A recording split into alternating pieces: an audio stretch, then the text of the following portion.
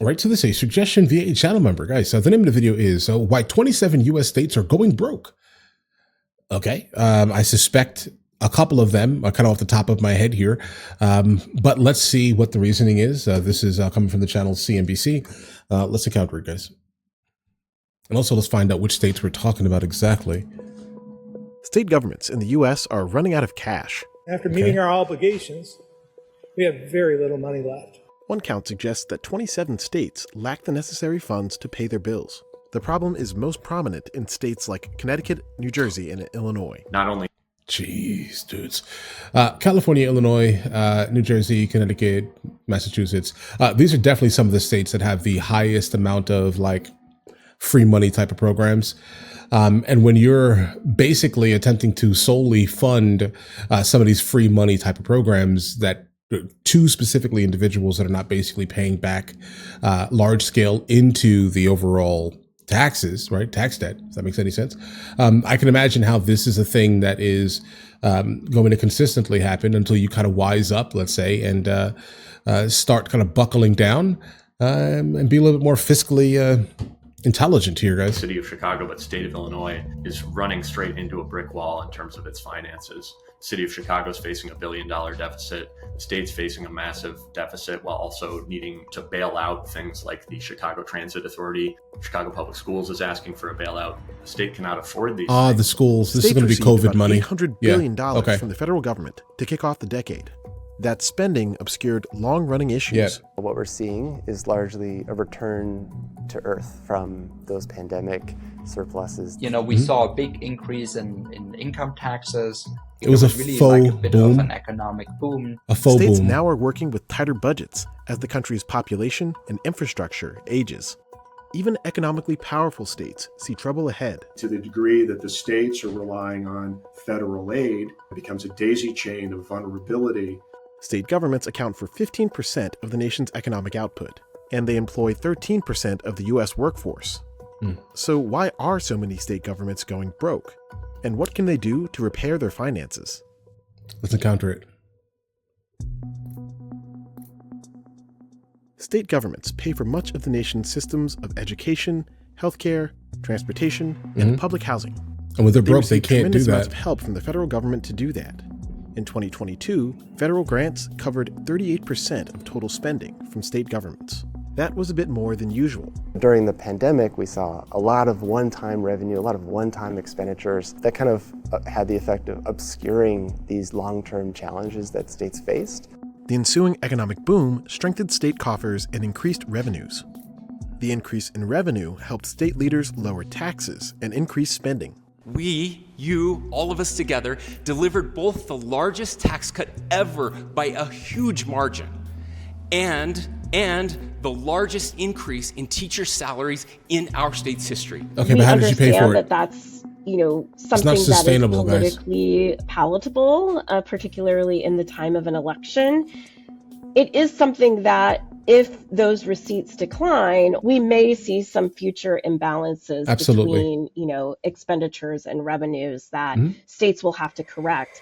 Yeah, guys, listen, I'm all down for the idea of like low tax type of scenarios, but I do think that the low tax situation can only really be done if all of the balances are budgeted adequately. Let's just say this year. Because without that, then yeah, you're taking money but never putting money back in, and then you're surprised that the national debt has ballooned to what it is. I'm not sure you can actually be super surprised if that's the case here, guys. I mean, it's incredibly important to make sure that that's not a thing here, because again, we cannot be surprised. All right. Then obviously make sure that the programs that you're basically funding are going to have like a solid ROI or overall return on investment, let's say, right? Because if you're just dumping money for the sole purpose of like social welfare, and not actually dumping money to build, I guess, communities up to the point where they then have the ability to kind of flourish financially, then pay back into the system eventually, then what exactly are we doing here? And you cannot do it on a large scale, permanent basis. It needs to basically just be temporary, right? They give it like 90 days. Like, hey, listen, bro, we'll go ahead and help you out for 90 days. All right. And then that is basically it, at least for like 2 to 3 years, guys. Okay. Specifically if they're not like disabled and things like that. But how do you plan on funding these things indefinitely? Okay. Just a thought here. And then still saying, hey, federal government, make sure you pay me all of these things while not basically adhering to anything the federal government is basically dictating. I don't know, a little bit weird, guys. Virtually every state made a tax cut. In some cases, this is a very intentional plan for states to spend down these unexpectedly high revenues. On the other side, this could really reflect tightening budget conditions and states needing to draw on those dollars to help make ends meet right now. But the federal funds given to states will run out in 2026 as a cost of living crisis hits many parts of the country. For too many, the cost of living is too high. The higher cost of living is making some state leaders consider tax relief. That includes places like Wyoming and North Dakota. Okay. That do well are North Dakota, Idaho, South Dakota. And what these states really have in common is that they have a relatively limited fiscal footprint. Many policymakers across the states, they did pretty well. Guys, we have to dig deeper. Pandemic era budget surpluses. A huge looming question out there is around the long-term affordability of the tax cuts and spending. It's not affordable. That were enacted. It's not affordable.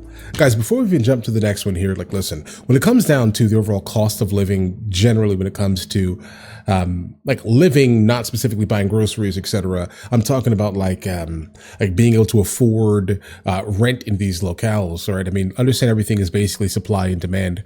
And the fact that the governor of New Jersey is basically saying these things, it's like, bro, you can't be completely fine with one specific thing and then complain about the results that come from the thing, right? I mean, if you have all of these people looking for the same kind of low rent, type of areas, let's just say this year, of course, those low rent apartments, guys, are going to start shooting through the roof. Supply and demand. It's a simple law of supply and demand, bro. Okay. And so that's kind of that's it here. Be aware of what you're saying, if that makes any sense here, because you cannot be fine with one thing and then mad at the results of said thing. State governments also have to manage long-running financial liabilities. There are states like Illinois, Connecticut, and New Jersey. While these states really have accumulated a lot of debt after the great financial crisis, the main reason for their weak fiscal stance is the pension obligation. Okay. Roughly 86% of public employees receive pensions. These are retirement plans that provide guaranteed income for life. State and cities, in order to attract public servants, maybe paying them less money than they would make in the private sector, provide generous pensions, and they ended up getting behind. If pension liabilities are fully accounted for, as many as 27 states lack the money needed to pay their bills. What goes a little bit under the radar is that pension liabilities are an extremely expensive form of debt. Okay, but they're guys, they're contracts. You said you were going to do it. You have to do it every single year. This debt leaves states with less money to fund public programs. So we're talking hospitals, we're talking about roads, we're talking about schools. Take Illinois, for example, which owes money to former employees, but has less than half of the funds raised to pay them back. We've seen analysis from JP Morgan that says in order to actually fund these enormously generous promises that were made decades ago, you would have to double the state income tax overnight in Illinois. Illinois Governor J.B. Pritzker has steadily kept spending on areas like roads, in addition to education. Penny by penny, we are still working together, saving important things for our state. This requires tax increases to balance the budget. But that option may not be available to a state like Illinois, which already has relatively high tax rates. Yep. Using taxes to raise additional revenue is limited. Higher taxes tend to make people move, especially top earners. That's according to studies on states like California. When the marginal tax rate increases by 3%, California loses about 0.8% in the tax base in the top income bracket. Of course, bro. Why would you do that? That's actually substantial because it's like 1% of the tax base in the very high bracket, which for the most part accounts for the most of the tax money paid. Overall. Right. Exactly. And I think that's kind of one of those things that people need to kind of understand. Like, you may perceive this guy making $10 million a year. He's only paying, I don't know, a couple of million, let's just say this year. But he's paying a couple of $1 million, guys, okay? Versus someone who is paying a larger percentage of their income.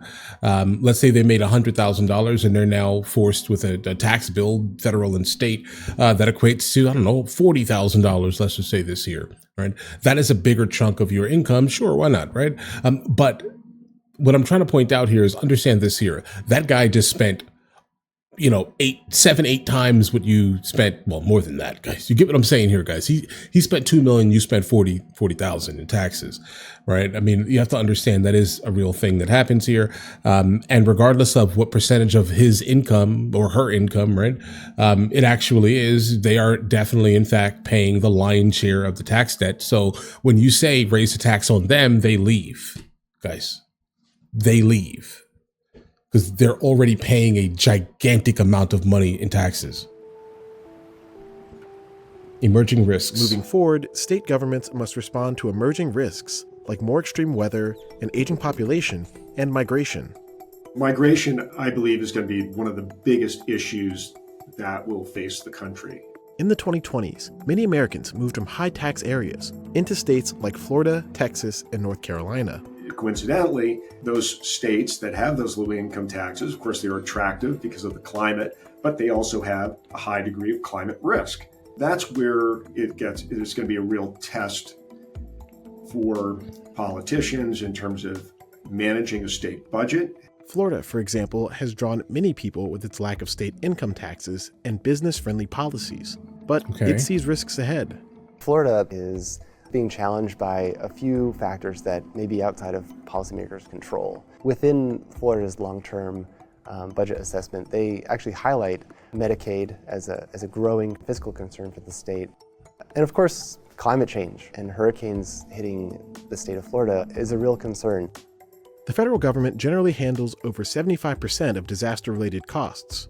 Agencies like the Federal Emergency Management Authority, or FEMA, could quickly run out their budgets and require further funds from Congress. I think anyone that's relying on FEMA to be leading the response, that is not the way proper storm response is. There's a great concern of what that future risk is to the federal government, and that FEMA always becomes the bailout for people who haven't planned. It's a big number that's being presented to the taxpayer ultimately. Right. And guys, and that's literally why, I live, for the most part, half the year in the state of Georgia, right? And as of lately, there definitely seems to be a good amount of tornado risks and these type of things.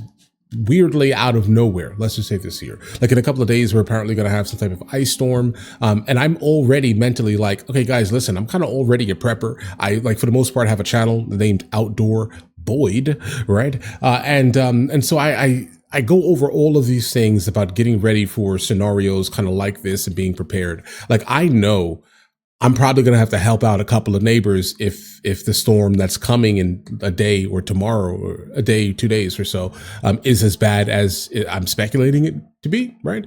I'm already getting all generators charged and all these type of things. We have food, we have water purifications, Starlink satellite. We have everything ready just in case something actually happens, right? So I know I'm going to have to help out some neighbors because no one seems to be prepared for these super crazy events that seem to be happening in places where they never actually happened in, guys. Right? It's sad. Nearly all counties in the United States are exposed to some sort of climate hazard. I don't think people always associate a rising number of heat days with climate. I think the Midwest, being exposed to extreme heat, it can compound other hazards, which can be particularly impactful to agriculture. Crop production in the Midwest does contribute to that gross state product.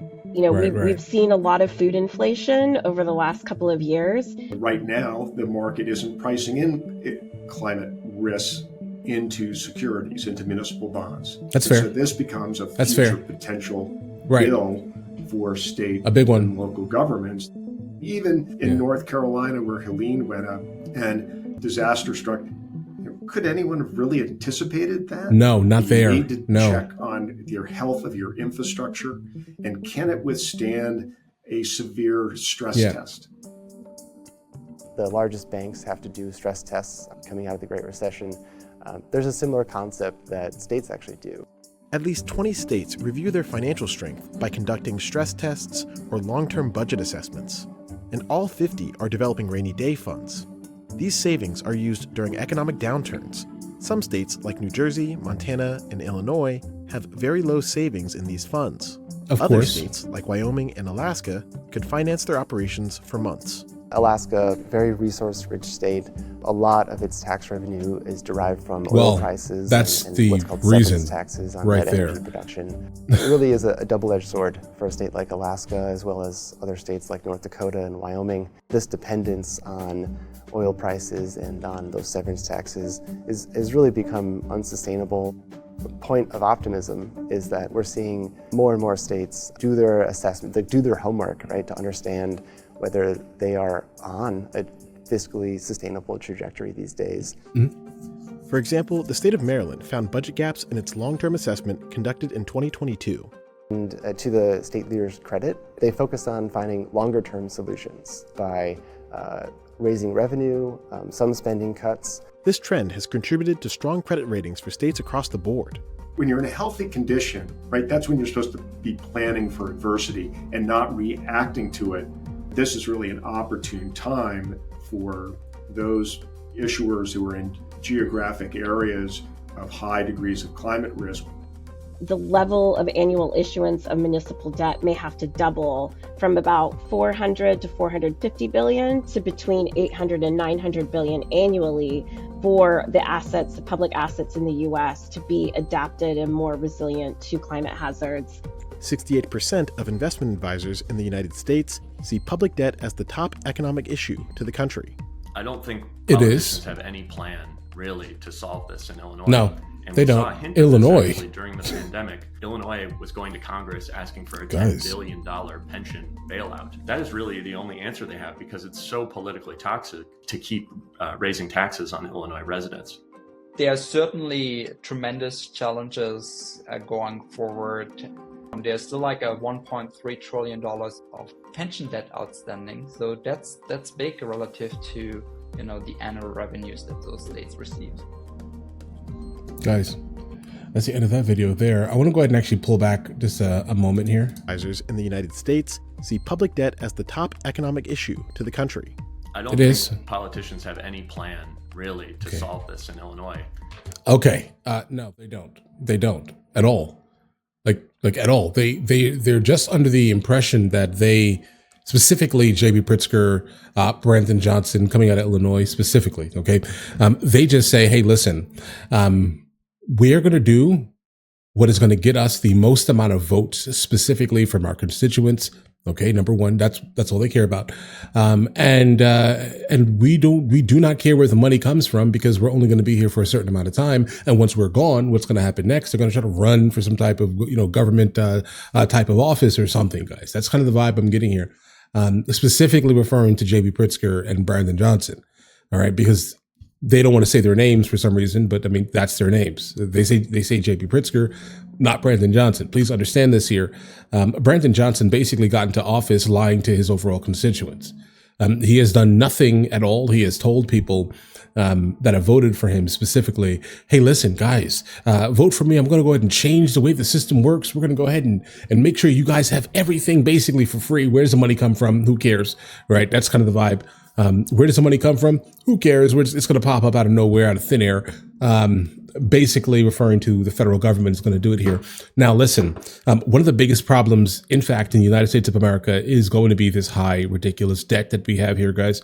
It is what it is here. There's no running from that. If the people specifically that you're giving all the money to, all right, are not able to basically turn around and then put money back into the system because they're going to spend the rest of their existence, not everyone, right? But they're going to spend the majority of their existence until old age on a system when they could have been working specifically in their like formative years. Let's just say this year.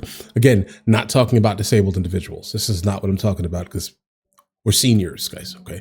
I'm talking about the 18 to 60 that could be working, but choose not to be working, and kind of funding the system for the next generation. But instead, everything's just take, and never give, right? So that's a thing that we kind of need to kind of wrangle with right now, at least. I mean, how are we going to fix a national debt if all of these, namely the states that were just mentioned here, okay, are funding groups that are not putting back into the system in any meaningful manner?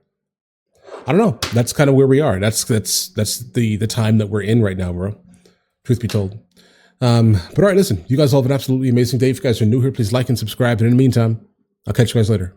Guys, do movies with me? I never actually thought to like promote it over here, guys. But if you guys do want to watch it, guys, we have hundreds of movies, and I mean hundreds of movies that we've reacted to. You guys can come watch them with me if you want to, along with many TV shows. Currently, we're working on the show Dexter, along with Vikings, and we have a lot of series that are already completed. But if you guys do want to watch it with me, the link is in the description. Everything's available at the second tier. But of course, if that's not your thing, guys, don't worry. Right? Listen, like and subscribe.